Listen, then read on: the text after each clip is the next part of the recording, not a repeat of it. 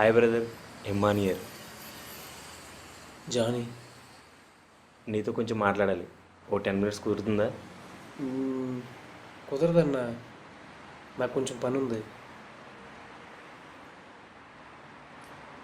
కనీసం 2 minutes please.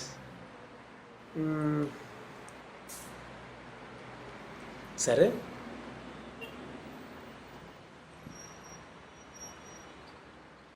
నేను బీటెక్లో ఉన్నప్పుడు చాలామంది అమ్మాయిలు చూసేవాడిని. అదొక సరదా. అయినా ఈ వయసులో చూడకపోతే ఏ వయసులో చూస్తాను చెప్పు? అవునన్నా. నెమ్మదిగా నాకు అదొక అలవాటుగా మారిపోయింది. అయినా అది ఏమన్నా మందా అలవాటైతే ఫీల్ అవ్వడానికి? మందు అయితే డబ్బు పోద్ది, ఆరోగ్యం పోద్ది. ఈ అలవాటు వల్ల వచ్చే నష్టమే ఉంది. అన్నా, నీ అనలైజేషన్ సూపర్ అన్నా. అలా చూస్తుంటే వాళ్ళ మీద ఆ టైప్ ఆఫ్ ఫీలింగ్స్ వచ్చేవి. ఎవరికైనా వస్తాయి కదా.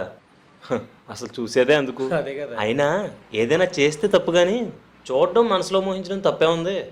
ఎదుటివాడికి నష్టం కలిగించినంత వరకు మనం ఏం చేసినా తప్పులేదు. ఇది నా ఫిలాసఫీ. ఏమంటావు? అన్నా, నువ్వు కేకే. 2 మినిట్స్ అయిపోయినట్లుంది. పని లేదేమీ లేదన్నా. నువ్వు మాట్లాడన్నా. నువ్వు మాట్లాడుతుంటే బాగుందన్నా. థ్యాంక్స్ అన్న. అలా 3 సంవత్సరాలు గడిపేశాను. తర్వాత ఒక ఫ్రెండ్ ద్వారా యేసుక్రీస్తు గురించి తెలుసుకున్నాను. మొదట్లో అంతా బోరుగా అనిపించేది. ఆ తర్వాత యేసుక్రీస్తు మాటలు, ఆయన ప్రవర్తన నన్ను చాలా ప్రభావితం చేశాయి. ఆయన అలవాట్లు, ప్రార్థనా జీవితం, పరిశుద్ధత, మాట తీరు అద్భుతం. ఒక మనిషి ఎలా జీవించాలో ఆయన జీవించి చూపించాడు.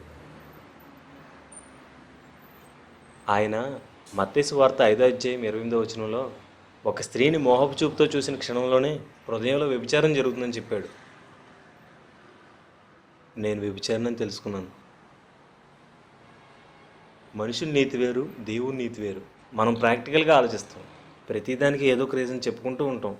ఇవన్నీ తప్పులని తెలిసినా ఏజ్ ప్రాబ్లం, కల్చర్, నేచర్ అని చెప్పుకుంటూ మన లోపాలని దాచిపెట్టుకుంటూ ఉంటాం. జానీ, మీ మమ్మీ కానీ డాడీ కానీ పక్కన ఉన్నప్పుడు నువ్వు అమ్మాయిని చూస్తావా? చూడను. ఏ? అది తప్పని నీకు తెలుసు. ఆదాము నుండి ప్రతి మనిషికి కూడా మంచి చెడుల్ని వివేచించే జ్ఞానం ఉంది. కానీ ప్రతి మనిషి తన మనస్సాక్షిని చంపుకొని చెడునే సెలెక్ట్ చేసుకుంటున్నాడు.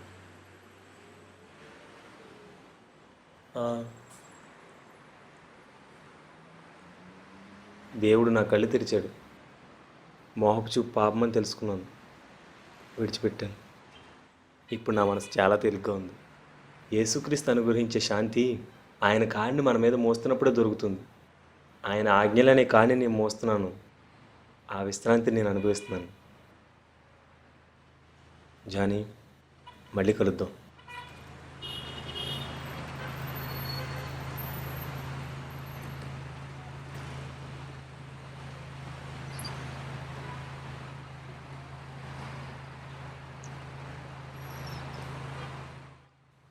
చా, ఫోన్ నెంబర్ అన్న తీసుకోవాల్సిందే.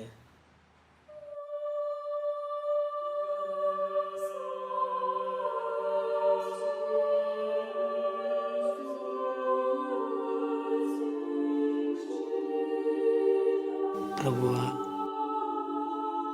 నేను వ్యభిచారిని, నన్ను క్షమించగలవా? నాలాంటి వాడికి కూడా నీ దగ్గర క్షమాపణ దొరుకుతుందా? ఇంకెప్పుడు మోహపు చూపులో పడిపోకుండా నన్ను కాపాడు. నా బలహీనత నాల నుండి తీసివేయి.